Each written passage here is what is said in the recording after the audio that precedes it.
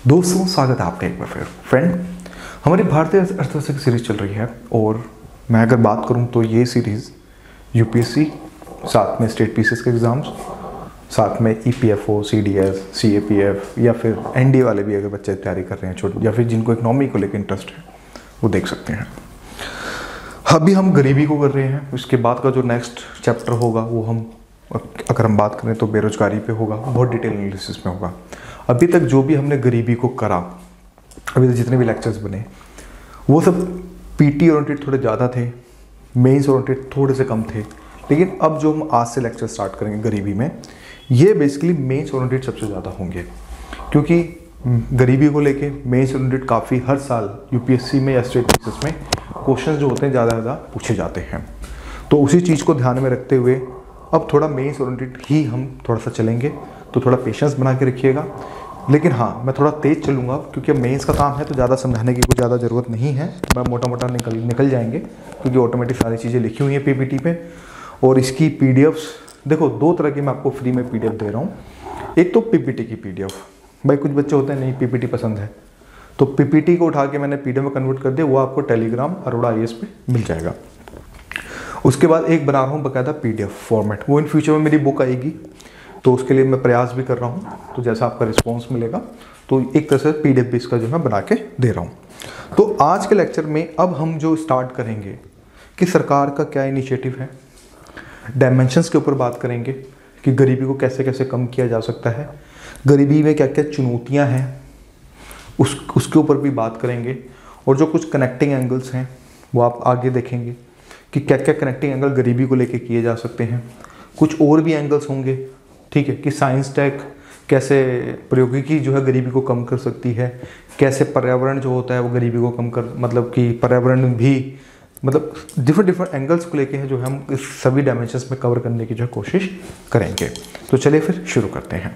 दोस्तों देखिए, यहाँ पे अगर मोटे मोटे बात करूँ, भारत द्वारा प्रारंभ जो पहलों में कुछ पहले भी हुई हैं, अगर हम बात करें तो ये पहलों में अब ये कुछ लेटेस्ट पहले हैं। अब देखिए, ये जो लेक्चर्स हैं ये बन रहे हैं फिलहाल तो 2022 और 23 वालों के लिए। जो बच्चे 2024, 25, 26 में तैयारी कर रहे हैं, तो यहाँ पर एक नोट भी लिख लीजिएगा। जैसे ही आपका 23, 24, 25 में जो भी चीज़ अपडेट होंगी, यहाँ पे आप अपडेट करते चले जाइएगा। तो जैसे आप नोट्स बना रहे हैं उसको अपडेट कर लीजिएगा, पीडीएफ में भी हम आपको अपडेट करके देंगे, ठीक है। ऐसा नहीं है, अपडेट का वहाँ कॉलम जरूर रहेगा। तो कुल मिला के इस तरह से आपको अपडेट यहाँ पे करना होगा। तो देखो, एक ईट राइट इंडिया मूवमेंट अभी चल रहा है लेटेस्ट में, अगर हम बात करें ये क्या है, ये मूवमेंट्स क्यों होते हैं भाई, ताकि अवेयरनेस हो सके, साथ में अगर हम बात करें तो और भी चीज़ें हो सके। तो इसके अंदर जो फसई है आपका, एक मिनट, जो आपका फसई है अगर हम बात करें तो इसमें अगर हम देखें कुल मिला के, तो ये बेसिकली इनके द्वारा अगर बात करें तो नागरिकों को उचित खाद्य पदार्थों को भोजन में शामिल करने के लिए प्रेरित मतलब हेतु आयोजित एक आउटरीच गतिविधि जो हमें देखने को मिलती है। तो आप जब गवर्नमेंट स्कीम्स की जब बारी आए तो आप ईट राइट इंडिया मूवमेंट के बारे में थोड़ा बहुत लिख सकते हैं, राइट, क्योंकि ईट अगर आप इसके बारे में अगर आप लिखते हैं, ठीक है, तो you will get a very good marks. तो ये भारत द्वारा प्रारंभ जो पहले चल रही हैं, हम उनके ऊपर जो बेसिकली भी बात कर रहे हैं। फिर एक चल रहा है पोषण अभियान, इसमें अगर हम बात करें तो ये जो है इसे महिला बाल विकास मंत्रालय द्वारा 2018 में जो शुरू किया गया है। इसका लक्ष्य स्टनिंग, अल्पोषण, अनीमिया, छोटे बच्चों, महिलाओं जैसे किशोर लड़कियों के बीच को कम करना, जो इसलिए ये पोषण अभियान भी जो गवर्नमेंट सरकार जो है बेसिकली अगर बात करें तो चलाई जा रही है।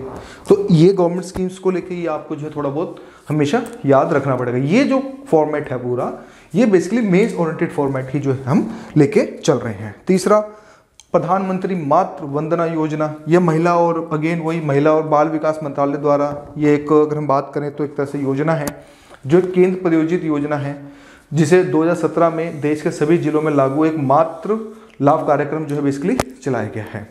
इसी की जैसे फूड फोर्टिफिकेशन एक हमारी तरफ से निकल के आता है। ये बेसिकली इसके अंदर क्या होता है, जो वो खाद जिसमें मतलब कि जो टेक्निकल अगर हम बात करें तो जिसमें आयरन कैल्शियम की कमी होती है, उन कमियों को दूर करने के लिए उन ऐसे फूड्स को प्रमोट करना जिनके अंदर फूड, आयरन, ये सारी फैसिलिटी, मतलब कि जो न्यूट्रिशंस जो हों बहुत ज़्यादा एनरिच हों, तो उन चीज़ों को प्रमोट करना। तो ये सब चीज़ें जो है इसमें हमें जो है कुल मिला के जो हमें देखने को हमें मिलती है।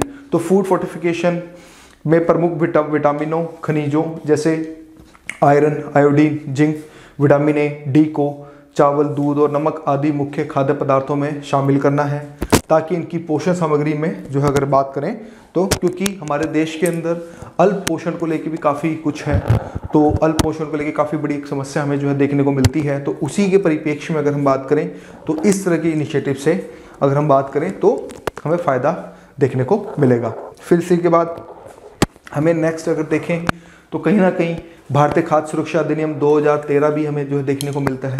ये अगर आप फैक्ट्स, अगर आप ये सारी चीज़ें लिखते हैं ना अपने मेंस आंसर राइटिंग में, तो दोस्तों मुझे लगता है कि आपको बहुत अच्छे जो है मार्क्स आपको जो है देखने को मिलेंगे। अगर कुल मिला के अगर आप मान लीजिए इतना अगर आप लिख देते हैं, ठीक है, तो आपको काफ़ी अच्छे जो है यहाँ पे मार्क्स आपको देखने को मिले। क्यों? क्योंकि देखिए आप बड़ी बड़ी बातें नहीं लिख रहे हैं, आप टू द पॉइंट लिख रहे हैं और गवर्नमेंट ओरिएंटेड आप सारी चीज़ों को बात कर रहे हैं। तो जब आप ये चीज़ें अपने मेंस आंसर राइटिंग में लिखेंगे तो आपको काफ़ी ज़्यादा फायदा देखने को मिलेगा और इवन आपके जो मार्क्स होंगे वो काफ़ी अच्छे आपको जो है देखने को मिलेंगे। तो ये क्या है? ये कानूनी है, ये एक अधिनियम है दोस्तों, पार्लियामेंट के द्वारा पास किया गया है, ये एक एक्ट है। तो इसके द्वारा ये है कि ग्रामीण आबादी के 75% और शहरी आबादी के 50% हिस्से को एक तरह से राशन देना, राइट, एक तरह से राशन देने का बेसिकली ये कार्य जो करते हैं, आप देते हैं राशनिंग हो रही है, यानी कि साझे पीडीएस के थ्रू खाद्यान्न मतलब कि अन्न प्रोवाइड करना, जिसमें गेहूं, चावल, ठीक है, शुगर, चीनी, दालें, नमक, तो ये सब चीज़ें जो है कई कई जगह आपको जो है देखने को मिलेंगी। फिर इसी के जैसे दोस्तों मिशन इंद्रधनुष भी जो हमें देखने को मिल रहा है। ये 2 वर्ष से कम उम्र के बच्चों और गर्भवती महिलाओं को 12 वैक्सीन निवारक रोगों के खिलाफ टीकाकरण के लिए लक्षित करता है। यानी कि जब बच्चे पैदा होते हैं तो उनको भी वैक्सीन की बहुत ज़रूरत होती है। अगर प्राइवेट सेक्टर्स में जाएं तो वैक्सीन काफ़ी ज़्यादा महंगी होती हैं। तो इस तरह से मिशन इंद्रधनुष को लेके इस तरह से मतलब इनिशिएटिव जो हमें देखने को मिल रहे हैं। तो कुल मिला के इसे कहीं ना कहीं गरीबी का हमें एक अगर हम बात करें तो हमें कहीं ना कहीं एक प्रभाव देखने को मिलेगा। फिर एकीकृत बाल विकास सेवा योजना, जिसमें अगर बात करें, जिसके अंदर आपने देखा होगा कि एकीकृत बाल विकास योजना में इसमें 2 अक्टूबर 1975 को शुरू की गई। इस योजना के तहत 6 सेवाओं, पूरक पोषण, पूर्व विद्यालय, गैर औपचारिक शिक्षा, पोषण, स्वास्थ्य शिक्षा, टीकाकरण, स्वास्थ्य जांच, रेफरल सेवाएं का 0 से 6 के वर्षों के बच्चों को गर्भवती महिलाओं तथा स्तनपान कराने वाली माताओं को उपलब्ध कराया जाता है। आपने देखा होगा जैसे कि फॉर एग्जांपल शहरी क्षेत्र में देखें तो आंगनवाड़ी के बारे में बात हो रही होगी, वहाँ पे बच्चों को फूड भी दिया जाता है साथ में। तो ये कुल मिला के ये जो गवर्नमेंट स्कीम्स है हमारी, ठीक है, तो इनके ऊपर कुल मिला के आपने हमेशा एक छोटा सा एक शॉर्ट नोट्स बना के जरूर रख लेना। इनको आप कीवर्ड्स में लिख सकते हैं, तो इनको कीवर्ड्स में निकाल के रखिए, ताकि आपको एंड टाइम में जब आप मेंस को लेके जब बात करी जाए तो इस पर जो है कुल मिला के जब बात यहाँ पे हो सकती है। अब दोस्तों अगर हम देखें मेंस ओरिएंटेड, अब यहाँ पे एक नया हम एक डायमेंशंस को देखने की कोशिश करेंगे गरीबी से ही, कि ग्रामीण भारत में गरीबी और रोजगार के बदलते स्वरूप क्या क्या हो सकते हैं। हालांकि रोजगार को लेकर ज़्यादा बात नहीं है यहाँ पे, अगर हम बात करें तो ज़्यादा बात गरीबी को लेकर सबसे ज़्यादा करी जाएगी कि आज का हमारा लेटेस्ट ट्रेंड अगर हम देखें थोड़ा सा, कि किस तरह से हमारा जो लेटेस्ट ट्रेंड जो हमें चीज़ें जो है किस तरह से हमें जो है चेंजेस अगर मतलब हमें कुल मिला के जो देखने को मिल रहे हैं, यानी कि वो कौन से ट्रेंड्स हैं, क्योंकि ये कोचिंग में आपको नहीं पढ़ाए जाएंगे। कुल मिला के गरीबी के ऊपर बात कर दी जाती है और इधर उधर की बातें होती हैं, लेकिन हमें अगर यूपीएससी या स्टेट पीसीएस की तैयारी करनी है तो उसमें ध्यान रखिएगा, हमें लेटेस्ट ट्रेंड बदलते स्वरूप को भी समझना यहाँ पर बहुत ज़्यादा अगर बात करें तो जरूरी होगा। समझते हैं, देखो ग्रामीण भारत में गरीबी और रोजगार के बदलते स्वरूप में ये समझ आता है कि हाल में संयुक्त राष्ट्र की रिपोर्ट आई है। किसकी रिपोर्ट आई है दोस्तों? यूएन की, ठीक है। यूएन की रिपोर्ट के अनुसार भारत में अगर हम देखें कुल मिला के कि भारत गरीबी कम करने वाले दुनिया के 10 देशों में शामिल हो गया है। तो कुल मिला के अगर हम बात करें दोस्तों तो ये एक तरह से पॉजिटिव साइन हमें जो है देखने को मिल रहा है। देखो ये पॉजिटिव, अब आप यहाँ पर जहाँ पे नेगेटिव लेके बात करी जाती है, कहीं अगर आपको कुछ पॉजिटिव लिखना है तो कुल मिला के आप जो है इसको आप डाल सकते हो, कोट कर सकते हो कि यूएन की रिपोर्ट के अनुसार, ठीक है, कि भारत जो है 10 देशों में जो है शामिल हो गया है जहाँ पर मतलब गरीबी जो है कम हो रही है। तो इस संदर्भ में भारत ने ग्रामीण क्षेत्रों में गरीबी कम करने में उल्लेखनीय प्रगति यानी कुल मिला के जो है अगर हम बात करें तो हासिल करी है, ठीक है। तो ये बात समझ आ गई। अब हम यानी कि कुल मिला के अब हम बदलते स्वरूप को यानी कि आज के समय जो लेटेस्ट ट्रेंड है उसको समझने की हम बहुत ज़्यादा कोशिश कर रहे हैं। तो लेटेस्ट ट्रेंड को पहले समझेंगे, फिर जानेंगे अच्छे से क्या है, किस तरह से है, फिर हम आगे बढ़ेंगे। अगर हम आगे बात करें तो देखो, थोड़ी भूमिका से समझते हैं कि भारत की कुल आबादी का लगभग 1/3 हिस्सा गरीबी रेखा के नीचे जीवन यापन करता है, जिसमें अधिकांश ग्रामीण क्षेत्र में होते हैं। यानी कि हमें यह पता चल गया ऑलमोस्ट 1/3 पीपल जो है हमारे गरीब हैं। ठीक है, ये गरीब हैं, लेकिन कुछ ही इसमें स्टेट्स हैं जो सबसे ज़्यादा गरीब हैं। जैसे कि कौन सी स्टेट्स गरीब हैं? छत्तीसगढ़, बिहार, झारखंड, मध्य प्रदेश, उड़ीसा, राजस्थान, उत्तर प्रदेश में जनसंख्या, यानी कि अगर हम मेजोरिटी की अगर हम बात करें तो हमारी जो हिंदी बेल्ट है, ठीक है, जहाँ पर मैक्सिमम हिंदी बोली जाती है, वो बेल्ट सच में गरीब है। जैसे कि एग्जाम्पल के तौर पे देखो, अभी जैसे कोई वैकेंसी निकलती है तो उस पर 1 करोड़ फॉर्म भरे जाते हैं। जैसे I was shocked, I was listening news कि एनटीपीसी में, रेलवे में कुछ 1 करोड़ 25 लाख फॉर्म के आसपास भरे गए हैं। वैकेंसियाँ बात 23 से 24 हज़ार हैं। तो ये सच में क्या है? ये बेरोजगारी का ही एक तरह से मुद्दा भी हमें देखने को मिल रहा है। लेकिन पिछले कुछ दशकों में गरीबी दूर करने की योजनाओं और ग्रामीण के शहरी इलाकों में प्रवास के कारण गरीबी की संख्या में कमी आई है। तो हमें ये ट्रेंड हमें देखने को मिला कि गरीबी दूर करने की योजनाओं और जो भी भारत सरकार जो गरीबी योजनाएं चला रही हैं, ठीक है, चाहे वो ग्रामीण के शहरी इलाकों में ठीक है, एक तो योजना के कारण, दूसरा ग्रामीण के शहरी इलाकों में प्रवास के कारण गरीबी की संख्या में जो हमें एक तरह से कमी हमें जो देखने को मिली है। दोस्तों, अगर हम बात करें संयुक्त राष्ट्र विकास कार्यक्रम यानी कि यूएनडीपी द्वारा जारी मल्टी डायमेंशन पॉवर्टी इंडेक्स 2018 की अगर हम बात करें, ठीक है, जो यूएनडीपी द्वारा मल्टी डायमेंशन अगर हम पॉवर्टी की अगर हम बात करें, इंडेक्स की अगर हम बात करें 2018 की, तो उसमें उसके मुताबिक अगर हम बात करें तो हमें ये पता चलता है कि 2005-6 से लेकर 2015-16 तक, यानी कि 10 साल का अगर हम डेटा को अगर हम एनालिसिस करें, अगर हम 10 साल के डेटा को एनालिसिस करें तो हमें ये पता चलता है कि भारत में 27 करोड़ से ज़्यादा लोग गरीबी रेखा से बाहर आ गए हैं। तो क्योंकि देखिए, मैं ये वीडियो लेक्चर 2022 में बना रहा हूँ, तो लेकिन फैब 2022 में बना रहा हूँ, लेकिन हमारे पास जो आंकड़े पुराने ही मिलते हैं, तो हम लोग तो क्या करेंगे, पुराने ही आंकड़ों को एनालिसिस करेंगे। तो यहाँ पर मल्टी डायमेंशन पॉवर्टी हमें ये निष्कर्ष निकाल के दिखाती है यूएनडीपी की, क्योंकि यूएनडीपी बहुत बड़ी संस्था है, यूएन की बात है, तो कहीं ना कहीं उसके आंकड़े विश्वासजनक होंगे। तो उसमें उन्होंने ये बात बोली कि 27 करोड़ जो लोग हैं कुल मिला के, वो कहीं ना कहीं गरीबी रेखा से जो है बेसिकली जो है बाहर आ रहे हैं। लेकिन ये आंकड़े, इसमें एक बात कहने का मतलब ये है कि ये आंकड़े सिर्फ आय के आधार पर नहीं है, कि सिर्फ आय के आधार पर नहीं किया है, बल्कि स्वास्थ्य की खराब स्थिति, कामकाज की खराब गुणवत्ता, हिंसा का खतरा जैसे कई संकेतक के आधार पर जो है अगर बात करें तो कुल मिला के जो है किया जा रहा है। तो कहने का मतलब यहाँ पे ये हुआ कि जो हम 27 करोड़ लोगों की जो हम बात कर रहे हैं, वो 27 करोड़ जो लोग हैं वो बेसिकली आय के हिसाब से ना होके वो और जो अदर फैक्टर्स हैं, जिसमें स्वास्थ्य की खराब स्थिति, कामकाज की खराब गुणवत्ता और हिंसा का खतरा जैसे संकेतों के आधार पर जो कुल मिला के ये चीज़ें जो है बेसिकली जो है करी गई हैं। फिर अगर हम अगर रिपोर्ट देखें भाई ब्रुकिन्स के फ्यूचर डेवलपमेंट ब्लॉक को, अगर हम उसकी रिपोर्ट को भी लें तो हमें ये पता चलता है कि भारत में हर मिनट 44 भारतीय अत्यंत गरीबी श्रेणी से बाहर निकल रहे हैं। देखो, ये पॉजिटिव पॉइंट्स हैं जो आप कहीं भी चाहे एथिक्स हो, चाहे एसे हो, चाहे आपका इंटरव्यू कॉट हो, तो वहाँ पर आप जब आप इन रिपोर्ट्स को जब आप कॉट करेंगे तो you will get very good marks. और इवन मोस्ट प्रोबेबली जो चांसेस होंगे आपके वो यही होंगे कि आपका जो है इंटरव्यू जो है रुकेगा नहीं। क्यों? आप तैयार होके जा रहे हैं। तो मैं आपको तैयारी यहाँ पे जो अच्छे से करा के जा रहा हूँ।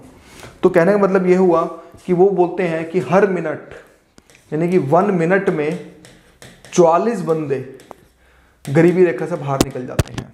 ठीक है, तो ये अगर हम बात करें तो बहुत अच्छी है, हमें एक न्यूज़ देखने को मिलती है और साथ में दुनिया में गरीबी घटने की सबसे तेज रफ्तार को भी इंगित करती है। यानी कि हमें ये भी पता चलता है कि दुनिया में कहीं ना कहीं गरीबी को अगर हम बात करें तो घटने की सबसे तेज रफ्तार को भी जो है कहीं ना कहीं इंगित करती है। फिर इसी के जैसे दरअसल इसी की वजह से बीते 5 सालों में केंद्र सरकार द्वारा गरीबी दूर करने के लिए एक के बाद एक चलाई गई योजनाएं, जैसे जन धन योजना, उज्ज्वला योजना, प्रधानमंत्री आवास योजना आदि इसके लिए हम बोल सकते हैं प्रमुख कारण बन सकते हैं। तो कुल मिला के अगर आपकी गवर्नमेंट स्कीम्स, अगर हमारी भारत सरकार की गवर्नमेंट स्कीम्स अगर फ्रूटफुल चल रही है तो डेफिनेटली उसका काफ़ी ज़्यादा फायदा हमें जो है अगर हम बात करें तो हमें देखने को मिलेगा। फिर सिक्के का दूसरा पहलू, अभी तक हमने पॉजिटिव सेंस में बात करी कि पॉजिटिव सेंस हमारा ये कहता है कि भारत में गरीबी सच में कम हो रही है। ये एक तरह से हमारे लिए एक पॉजिटिव साइन जो हमें बेसिकली अगर बात करें तो हमें जो है दे के गया है। ये बात बिल्कुल ठीक है, आप अपनी जगह बिल्कुल मतलब कुल मिला के जो है ठीक है। लेकिन अगर हम बात करें इस चीज़ को लेके कि दूसरा पहलू ये भी बताता है कि जहाँ गरीबी में कमी आई है वहीं ग्रामीण क्षेत्रों में गरीबी में कमी की दर अभी भी धीमी है। इस चीज़ को समझना ठीक है। यह है कि गरीबी देश के भारत ग्रामीण क्षेत्रों में जो है गरीबी कम हो रही है, ठीक है, अच्छी न्यूज़ है। लेकिन जो इसकी एक दर है, दर का मतलब दोस्तों यहाँ पे हुआ भाई मान लो होने को तो भाई 10% होना चाहिए था, 5% होना चाहिए, लेकिन 1% हो रहा है, 2% हो रहा है। मतलब एक तरह से बहुत ज़्यादा धीमी रफ्तार हमें जो है देखने को मिल रही है।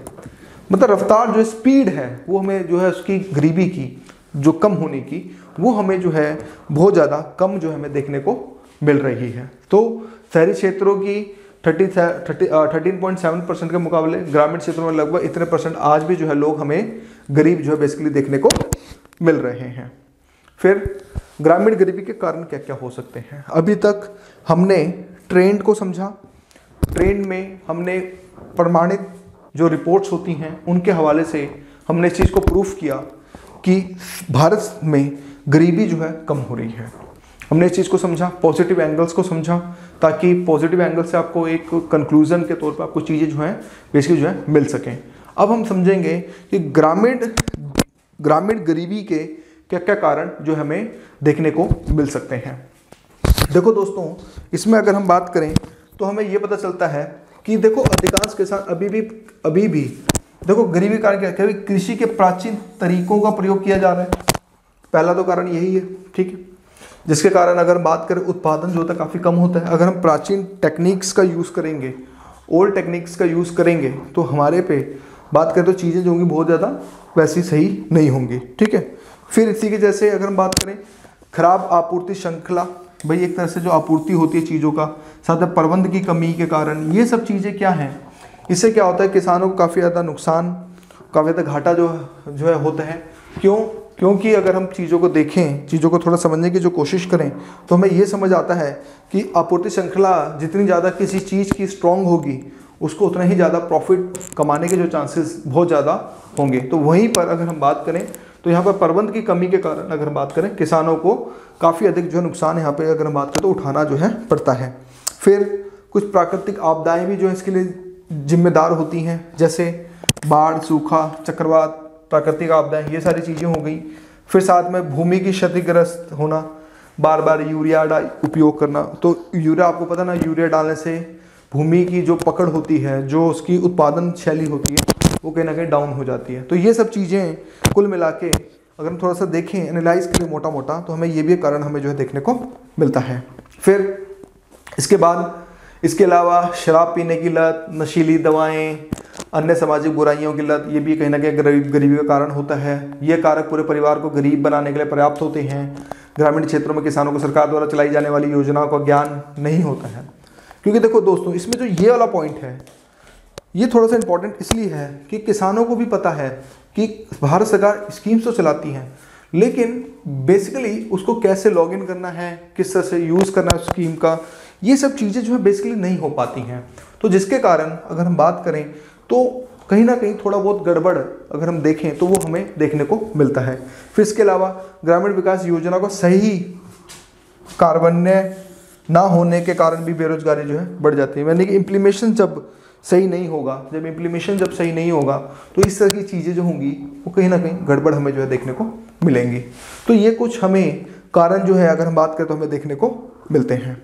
फिर एक तो पर्यावरण का क्षरण एक महत्वपूर्ण कारक है, ठीक है। पर्यावरण का ह्रास होना, आप देख रहे हैं जिस तरह से दिल्ली, हमारे जैसे दिल्ली, जैसे मैं दिल्ली में रहता हूँ तो यहाँ पर ऑनेस्टली बात करूँ तो पोल्यूशन को लेकर बहुत बड़ी समस्या है। देखो सांस में तो है ही तकलीफ, ये तो बात फैक्ट है, लेकिन अब चीज़ें दिखती नहीं हैं। अगर हम अपनी टेरिस पे खड़े हो जाएं, थोड़ा दूर का देखें, तो नॉर्मली आंखों से आदमी 2 से 3-4 किलोमीटर देख लेता है, लेकिन अब क्या है 700-800 मीटर ही देख पाता है। क्यों? पार्टिकल्स इतने हैं हवा में, वायु प्रदूषण इतना है कि चीज़ें जो है नहीं दिख पा रही हैं।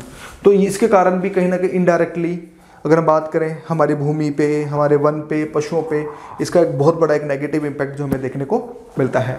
फिर सार्वजनिक सेवाओं तक सीमित पहुंच, ठीक है, सीमित पहुंच, रोजगार की कमी, और साथ में अगर हम बात करें तो भ्रष्टाचार, सूदखोर, ये सब चीज़ें जो बेसिकली भ्रष्टाचार और सूदखोर है, ये कहीं ना कहीं बहुत ज़्यादा जो है पनपता चला जाता है। तो जिसमें भी एक तरह से ये भी कारण हमें जो है देखने को मिलता है। और दूसरा कोविड तो है ही, क्योंकि कोविड जिस तरह से सिस्टम में अगर हम बात करें, मतलब पूरे सिस्टम को जो है चरमरा दिया है, तो उसके कारण भी हमें ये सब चीज़ें जो हमें देखने को मिलती हैं।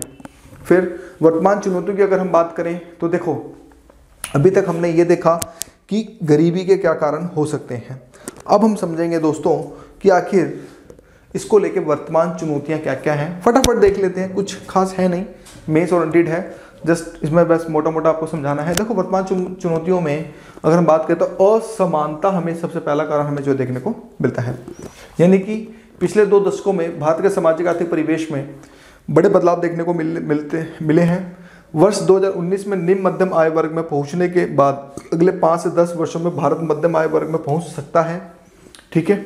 हालांकि इसी आर्थिक स्तर पर विश्व के अन्य देशों की तुलना में भारत की स्थिति कुछ मामलों में भिन्न है। उदाहरण के लिए समझते हैं इसमें कि उदाहरण के लिए समान आय वाले देशों की तुलना में भारत में ग्रामीण आबादी का अनुपात बहुत अधिक है।